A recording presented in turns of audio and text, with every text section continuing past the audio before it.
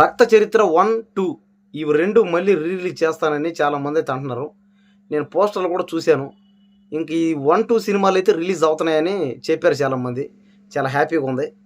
ఇంక ఈ సినిమాల విషయానికి వస్తే ఈ సినిమాలు నేను 2010 ఆ టైంలో 2010 కావాలి. ఆ టైంలో నేను పార్ట్ 1, పార్ట్ 2 సినిమా చూసా. అప్పుడు నేను 10th క్లాసు. ఈ సినిమాలో ఒక మెయిన్ ట్విస్టులు ఉన్నాయి. ఎందుకంటే ఇది పరిటాల రవి గారు హోమ్ మినిస్టర్గా ఉన్నప్పుడు తీసిన పాటలు.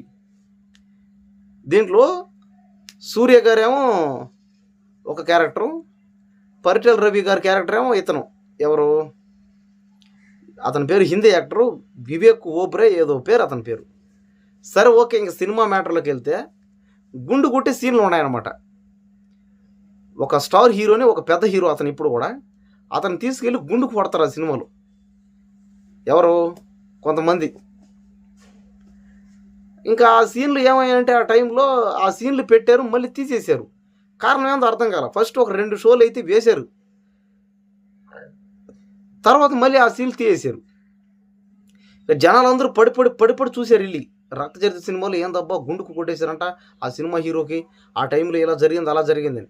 తర్వాత దాని మీద చాలా స్టోరీలు కూడా తీశారు, చాలామంది కూడా చెప్పారు. కానీ ఎక్కడ కూడా నిజాలైతే రాబట్టలేకపోయారు, నిజాలైతే తెల్ల. సరే మీరేమన్నారు కామెంట్ చేయండి.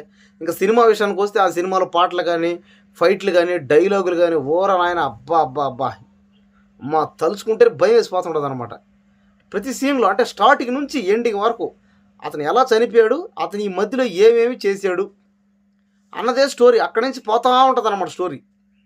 అంటే రామారావు గారిని అతను సీఎంగా గెలిపేయడానికి అతను దగ్గరుండి మొత్తం చేపాడు.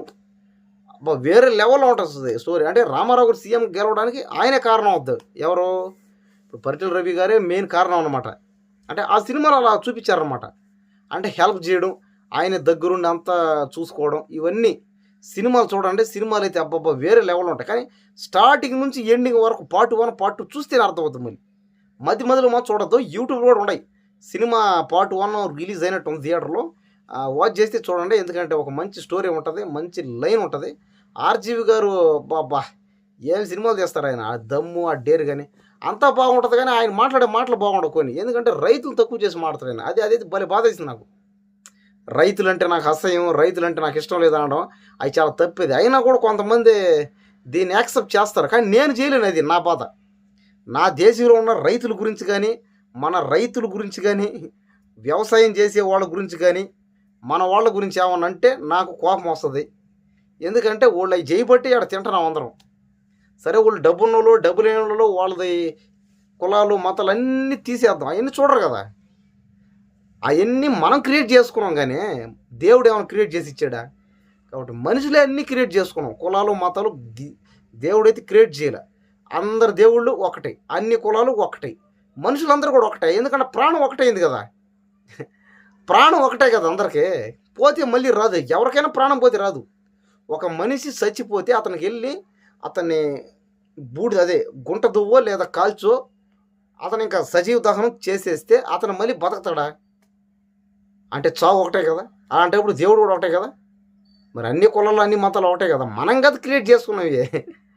సర్లేండి, ఎవరు ఎంతమంది ఎన్ని రకాలుగా అనుకున్నా అందరం ఒకటే, మనుషులందరం ఒకటే. కానీ ఈ డబ్బు అనే సమస్య రావడం, ఈ డబ్బు సమస్యకి అనేక దారులు ఉన్నాయి. ఆ దారుల వల్ల మనుషులందరూ వేరైపోయారు. అంతే, మనమే చేయలేం. సరే సినిమా చూడండి, ఎలా ఉందో కామెంట్ చేయండి. మళ్ళీ మాట్లాడుకుందాం. Okay, right.